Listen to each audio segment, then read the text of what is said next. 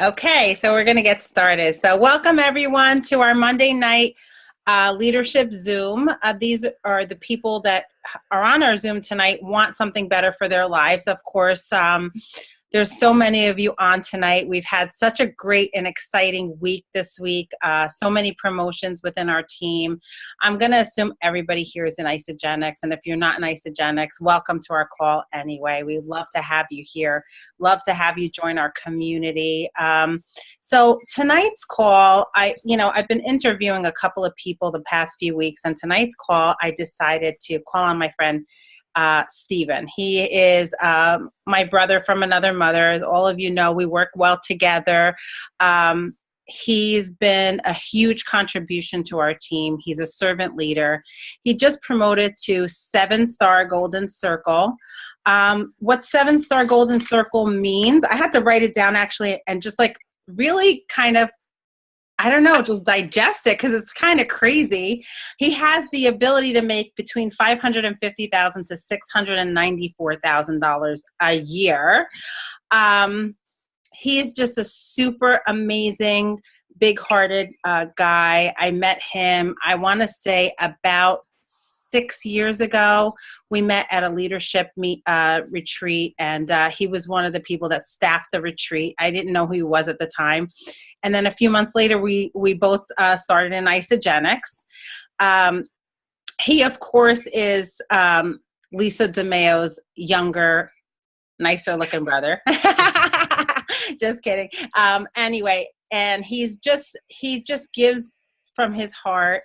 He truly is, when you say servant leader, he truly is one of those people that will give you a shirt off his back. He would do anything to help anyone without any financial benefit for him. I know his background was in insurance and in sales prior to Isagenix, but the reason I asked you to be on the call tonight is I wanted you to maybe share a little bit about your story, how you got involved with Isagenix, and maybe give a few nuggets of what got you to where you are right now, and then we'll take it from there. An awesome introduction, and it's we all have stories. We've all been. This world is not easy. I think no one comes out unscathed in some way, shape, or form. We all have our challenges, and for me, it was losing my dad when I was a kid. I was 15 when he died of cancer, and 3 years after that, I lost my uncle, who was my dad's best friend. Watching him go through the corporate squeeze, losing his job, going from a vibrant personality to literally getting shock treatment and sitting in his basement in the dark. And we woke up on April Fool's Day in 1989 and found out he had passed away of a heart attack in his sleep. And I, to talk about in an impression and things that it spurred, the way I dealt with it wasn't healthy, and I talk openly about it these days. I was in a very drug-infested neighborhood. I didn't make the best of choices, and my spirit suffered from it for a long time. I was able to graduate school. I did some things, try to get proper jobs, but I was all over the place in my career. And to make a long story short, I got into commercial insurance sales after doing rigorous personal development work in my 30s, and was able to become a 6-figure income earner for a company that went through, we as a whole, as a company, went through a major change in 2008 when a collapse happened. So it just changed. It changed everything for me. I watched 1,200 people lose their jobs. I watched people lose part of their pension. I was sold to another company. I was put in a different position, and it just started making me miserable.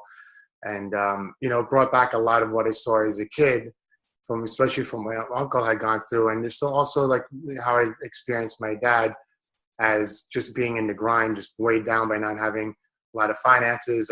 Someone who possibly really didn't live out his dreams. And at the time, I was, excuse my voice, it's just been a long weekend of a lot of talking. As I was in my 6 years as a commercial insurance agent and broker, Lisa got into the industry of network marketing, and I watched her become a millionaire in the industry. And we didn't come from money. My mom worked 2 jobs to keep the house. She rented out the garage. The guys with the sports car, did whatever she had to do. We've been working since we're kids. And I saw the lifestyle she had created, but I wasn't I couldn't get passionate about the company's products that she was involved with. And then we saw Isogenics. My voice is shot. We saw Isogenics, and when I looked at it with her, I was like, wow, this is something everyone could use. This is something I would be interested in. And by that point in time, I had left the company I was with, was working on country in a company on Wall Street, and I was let go after 9 months. So I was unemployed, and I just went through like just a drastic amount of changes in a short period of time, and I wanted to do it. She saw the opportunity. I know a lot of you know the backstory with the, what was going on. And after some rigorous research for quite a few days, we decided to enroll into this and not miss this opportunity. And that's how it started. Now, I was new to network marketing. I was never, ever cynical of the industry of network marketing. I understood it. I just never saw a company that had sizzle that I would, get passionate about. And then like everyone else that has maybe been on products, it ignited a lot of passion. And then I tried to figure out my way. And then we were on this team that was skyrocketing, a lot of people going to executive in 4 weeks or 2 weeks or whatever it was. It took me 8 months to get to executive. I didn't keep my status for very long. And it's been a learning curve.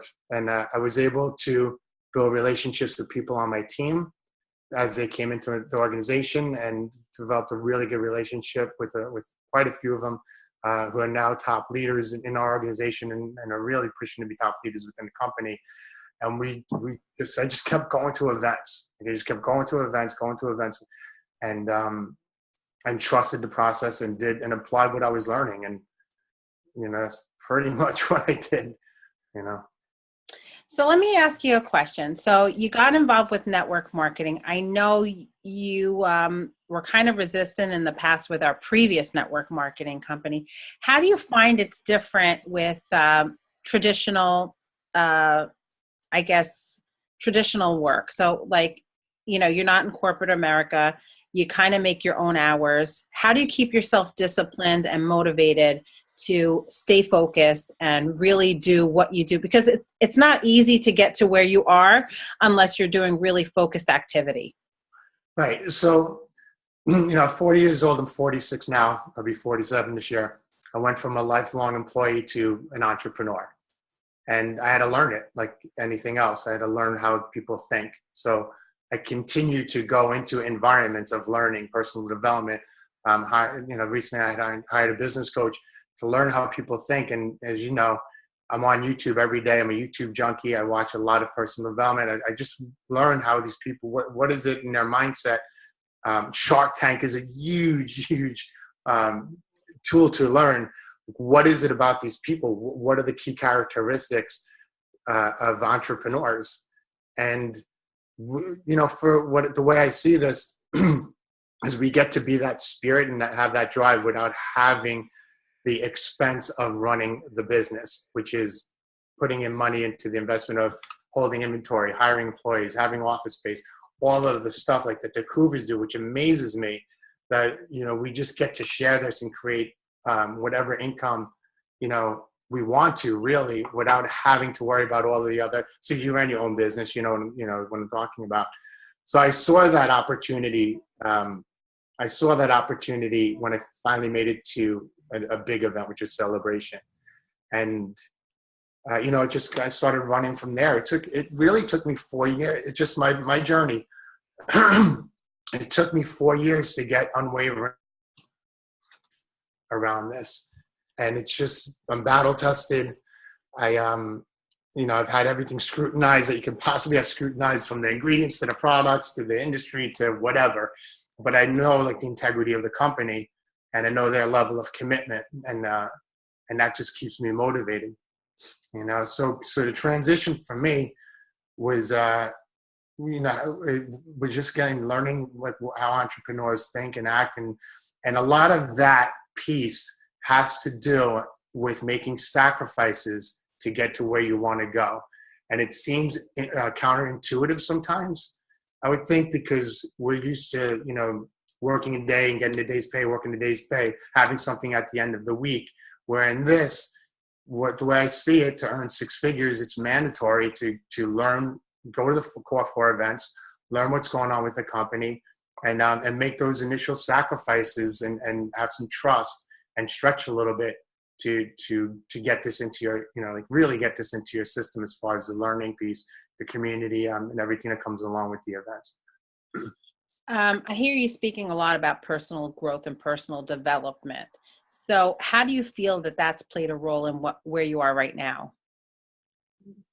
For me personally, it's 80% of what this journey is. And, and across the board, when I listen to insights of people or top leaders or personal development coaches or whoever, I look for the common theme, like the universal theme among what they're saying. And I hear this a lot, as success is 80%, your mindset 20%, actual, the technical part of it, like the execution part of it.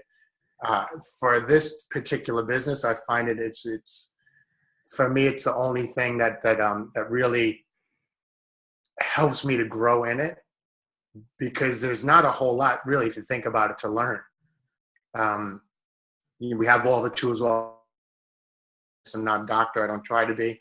I don't try to understand the biochemistry of these products.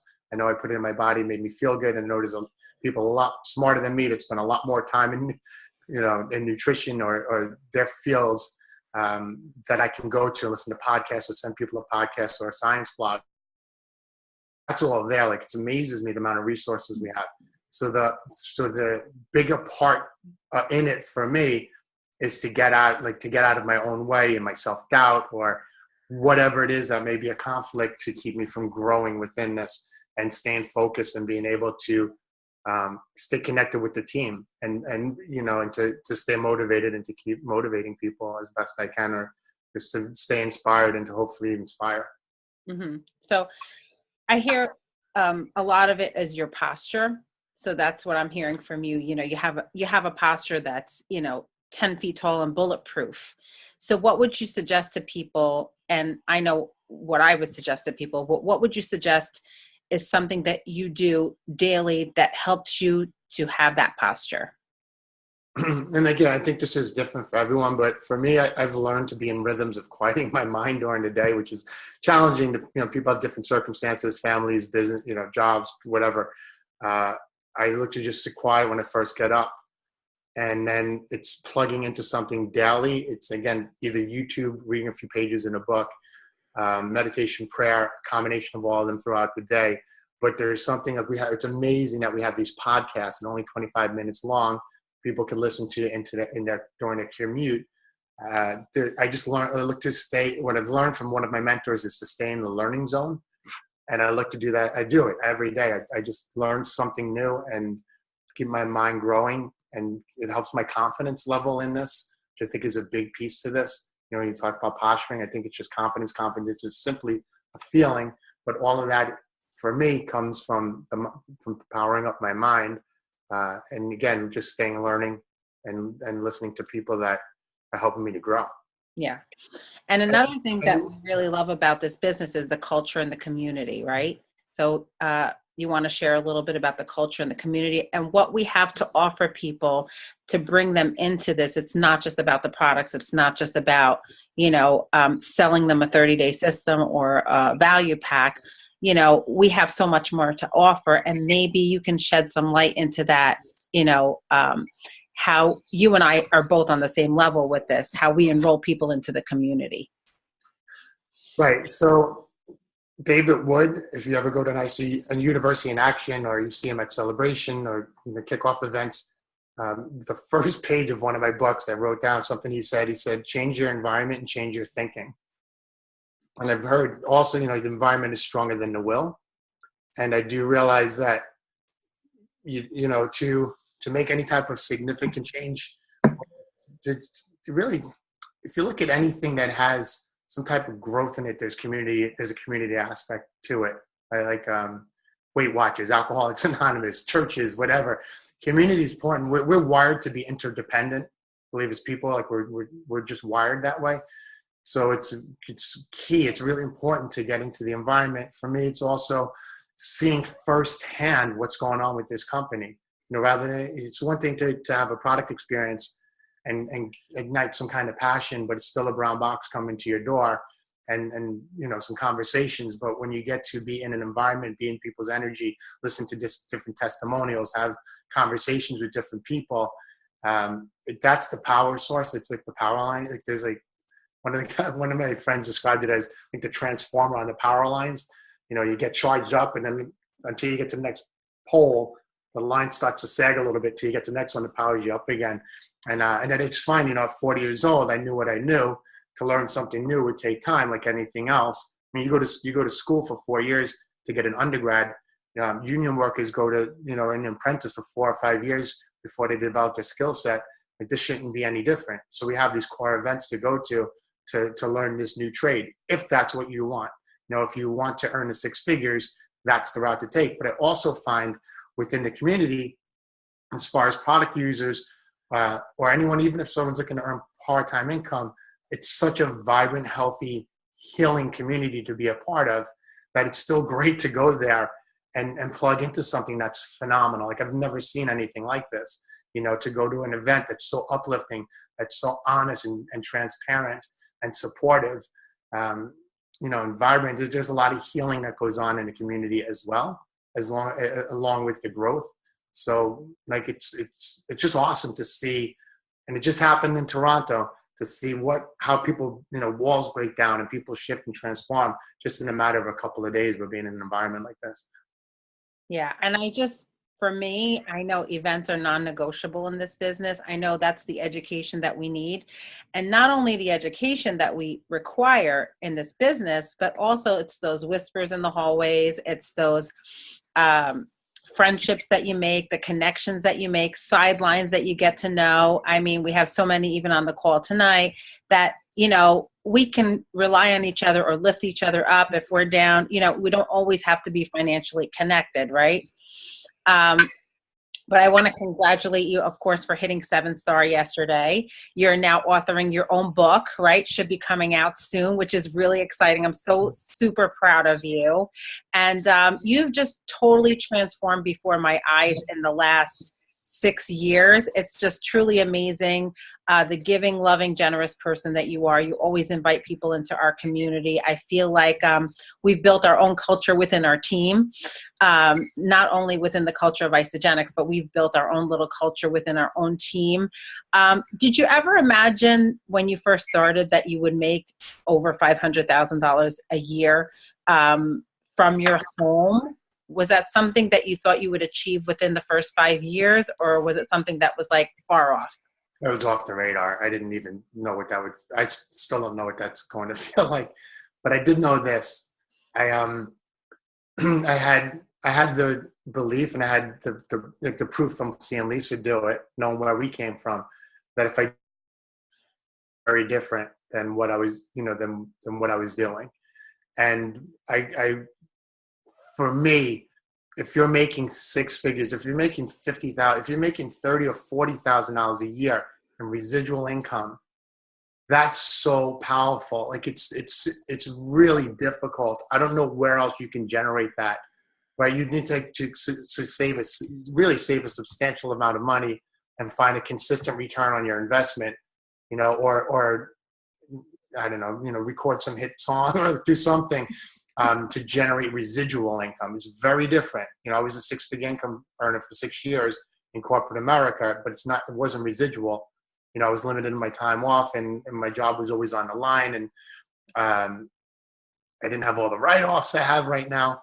You know, so it's like, you know, thank you for the acknowledgement. But with just 7 stars, but there were so many people in my organization that hit, you know, 1-star, 2-star, 4-star, and you know, 4-star is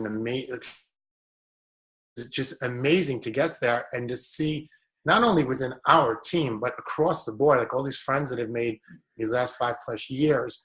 There were so many people hitting these ranks, and that's significant. That, you know, you're talking about multiple 6-figure income earners in residual income. Mm-hmm. That's the possibility with this financial vehicle that we have. You know, again, with no real overhead and a bunch of write-offs. Yeah, and there's a lot of people on this call tonight that might think that that's so far out of reach for them. And you and I both know it's so attainable. It's just, constant committed activity.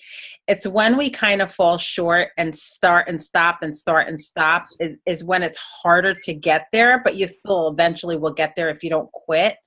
But it's just, I think, staying in focus, staying in action. I know this week alone, like just the camaraderie with the text messages and everybody lifting each other up. I mean, you were part of that one text blitz to help Heidi Burkemper to get to 5-star. And it's never you, it's your team. So it's totally more gratifying to watch them flourish and watch them, it's not about us. Like, you don't care that you reach 7-star, even though that's a huge accomplishment. It's really an accomplishment for your entire team. They hit 7-star. It's not just about you at this point.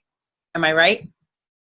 That's what it feels like to me. And it's amazing, but I also know like hitting it and maintaining it are very different.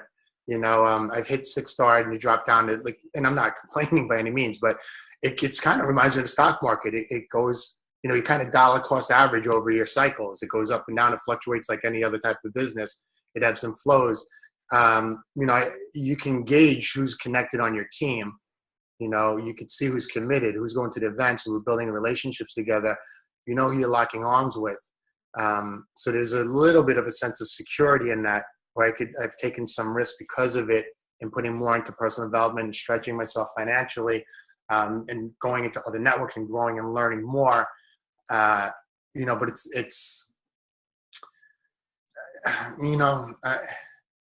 it's awesome. I don't know how to explain like what this weekend was like. For me, it was more of seeing so many people hit so many, just so many bonuses. I was really excited about the Crystal Managers this weekend. To me, that's incredible. Like to go Crystal Manager, to do that, you plus 2, them plus 2 in 60 days, and to start building like that, and to carry that enthusiasm when you're seeing like these big stretches of financial transformations. But they took, so those little disciplines compounded over time that will add up. And Trezzy and Ryan and I talk about this all the time. Like, we're starting to realize it, right? Financially, we're in this different lifestyle now. But we just trusted, like, oh my God, everything they said was right. Like, we look at it's all happening now. And it just gives evidence to people, and hopefully it's inspiration to people that it is possible, that people could do this of any background, any level of education. It's just a matter of your work ethic within it. And again, like, making some sacrifices and staying in your passion. And really, I think what's not, I know they do this at events, but I think the piece that we could all work on more effectively in trainings is connection. Like, what is it like to truly connect with somebody, to truly take interest in what's seated in that person? Like, what's their gifts? Like, what's their true passion? Are they in alignment with it? Like, do it have a means like to create financial freedom, to be in that passion, and how much do you show of this, at what point in time, depending on that person? Like, what's the capacity of even understanding this? Because for such a long time, I made a mistake of showing the big picture because I saw it, not understanding like where my friends, even my closest friends, were at. Maybe just from the nutrition, because we could all use the nutrition. We all know people that could use this nutrition, and then maybe showing them a little bit of how they can make some extra income rather than coming out them like, you can change your whole life, But, in the community, especially people that have been around, yeah, the significance of hitting something like that is hopefully it just inspires, and just inspires people to say, wow, if he could do it, I could do it. Or just to even understand, like, for me, within the community, there's people along the journey that have just kept me motivated. Not that they necessarily called me up and motivated, but something they said at an event, or just watching how they, the persistence they had, and, all that kind of stuff. That's what I love about the event, because what might resonate with someone like my friend Mike or Liz or Silva or you, it might be someone different from me, and it's like that whole dynamic is working all the time. Yeah. And what I've noticed is we we also go into those moments, those dips and those valleys, but we know how to get each other out of it even quicker. We might call each other as a lifeline. I mean, you've become one of my best friends, and it's so nice to have somebody that could be your backbone, or, you know, that no matter what, you can call upon them, and, you know, you need something, and, you know, we're all there for each other. We don't have that out in this world today. The world is very grim. Unfortunately, you know, people are not lifting each other up, and that's what we have to offer other people, right? We're lifting other people up. We're believing in people when they can't even believe in themselves. We're offering this community to people. It's so much more than a shake. Absolutely. You know, like someone like Alvy Shepherd, right? So like I have a background of addiction, and I've battled through a lot of stuff, and he shared openly about it. And it's basically like I have his story without being a Major League Baseball player kind of thing, you know? And we're connected, man. Like, you know, I went through every single comment, you know, on that congratulations post. And like, it's not just a comment from him. Like we've inboxed each other. You know, I sent, you know, there's just so much more in like the fabric of it all within this community. That's awesome. Like I work for a company. I was sold to a company that was owned by Goldman Sachs. So you can imagine like the difference, the contrast between like being in a company that was being trimmed down for a sale owned by Goldman Sachs, being told you're a number in a book, knowing that you could lose your job if you don't produce at the end of every quarter.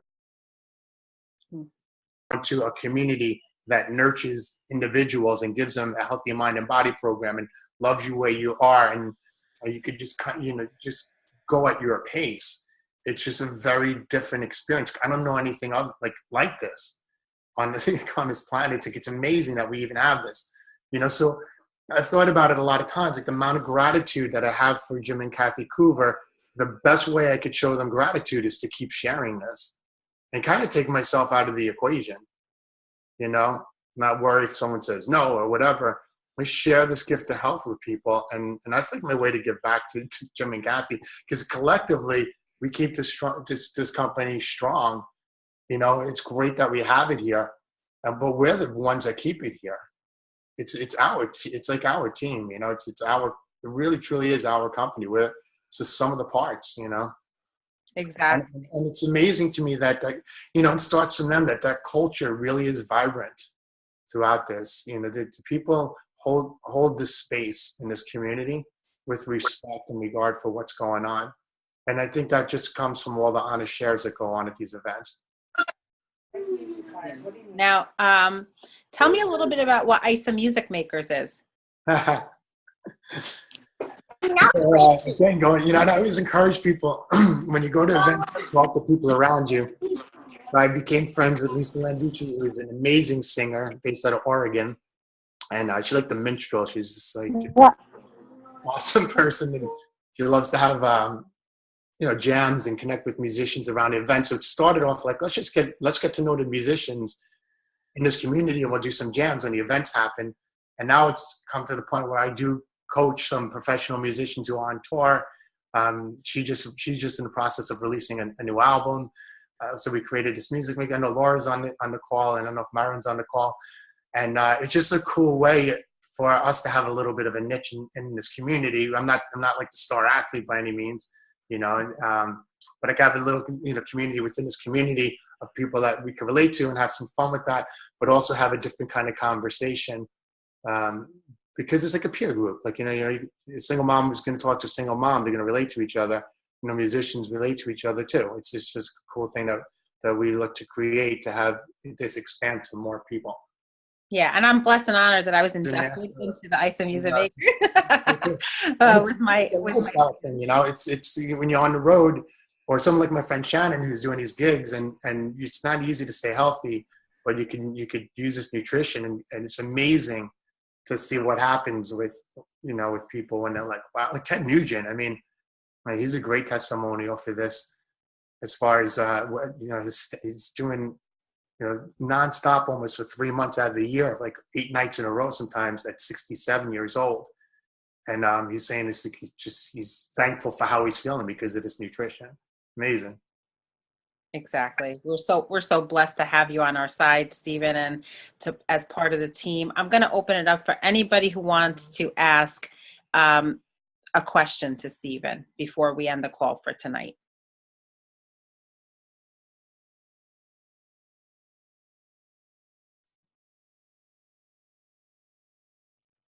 We're good? Bueller? I have a question. Yeah. Go ahead. Steven, what was the biggest hurdle that you feel like you had to overcome in the beginning? A lot of them, in the beginning, because I was unemployed, I didn't know how to manage my time because there wasn't a lot of people to talk to because everyone was working. So I had to figure out get into a rhythm of working.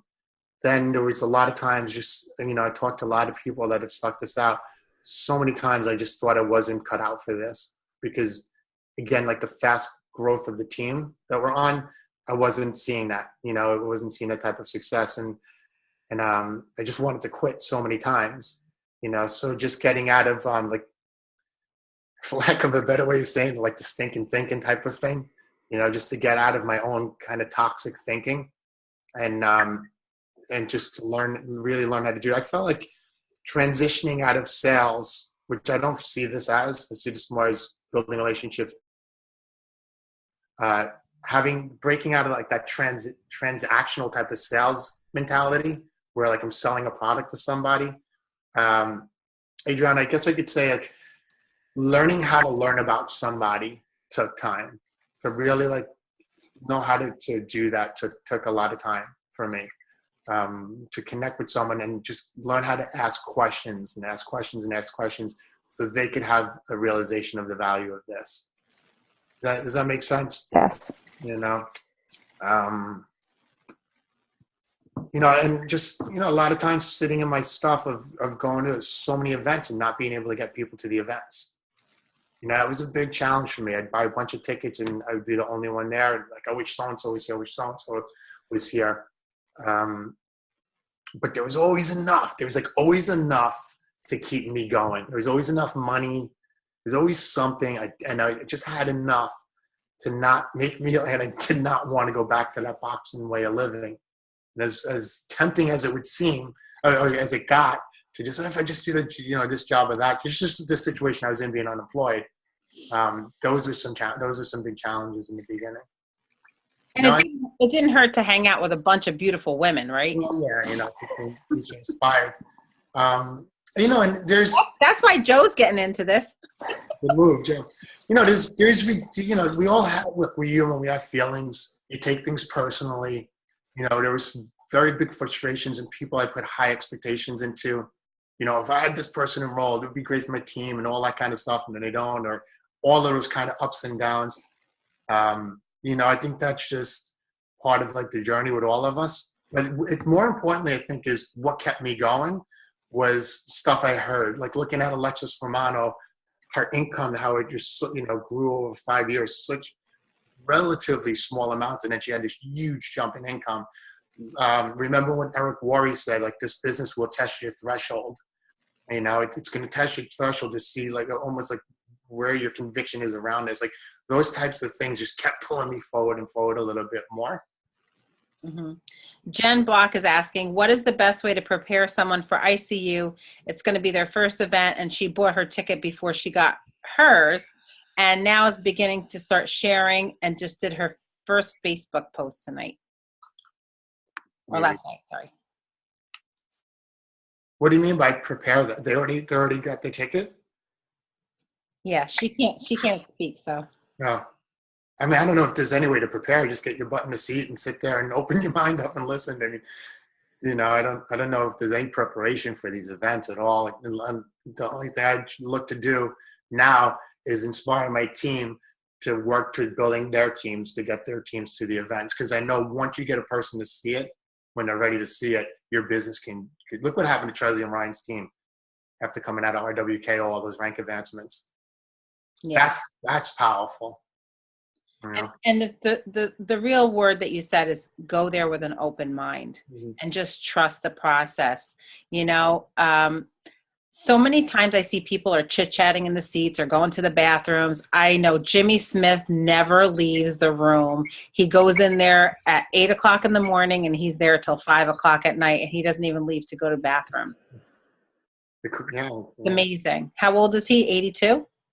88, I think now. 88? Wow, God. Time's flying. I think he was 82 when we started, right? So he's 88 now. Mm-hmm.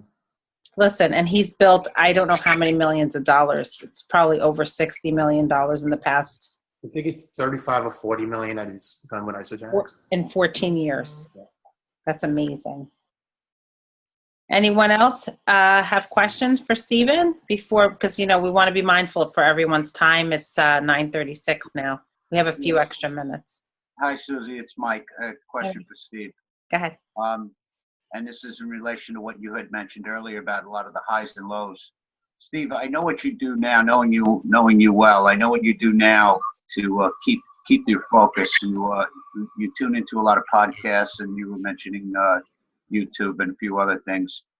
What did you do to keep your foot to prevent those lows back when you were starting out? I really set in them. I can't say I prevented them, Mike. I really had some lows. There were some days I completely shut down, and I just kind of just got out of it the next day and just hit just started working again. We didn't have, back in my day, we didn't have the podcast, but we really didn't. We didn't have the podcast back then. We were just so much chaos in the beginning. None of us knew what the hell we were doing. I don't think. So it took a while, thank God we have it now. But I could say I had some, I just had some times where I just was in a lot of self-doubt and just kind of sucked it up. All right. Yeah. The business is, it can be a roller coaster in the beginning. Yep. When you start sharing with people and you get them to, sign up for an auto ship, you sign them on, there's a lot of exhilaration and everything else. And then all of a sudden you find yourself a week passes and you can't get anybody on the phone. You can't get anybody to respond to any texts. So it's kind of hard to be consistent when the feedback is not consistent. Yeah. I think what we could do maybe better is when people first come on board is maybe set up a Zoom call, just introduce them to some more of the team to give them the support. Like the Fresh Start is a great group to have. And, what I've learned to do when people get started is help get them clear on what their goal is, either on the health side or the financial, usually the health side, right? And then say, this is my commitment to you for the first 30 days, and I stay in that commitment. So what that looks like is first 7 days, I'm going to send you a text message, especially on your cleanse day, because you may have questions on it.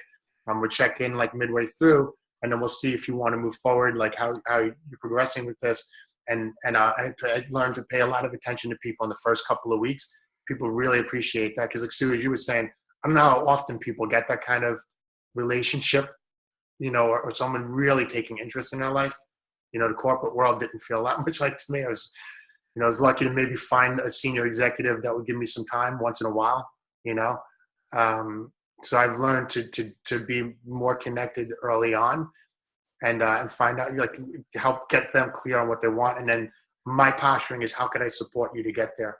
How could we work this out? So I'm not like annoying you, but you don't think I'm not, I care about you and that kind of thing. Yeah. And I've heard this one saying, it's, God gave us 2 ears and 1 mouth to talk less and listen more. I think if we started asking questions and truly being,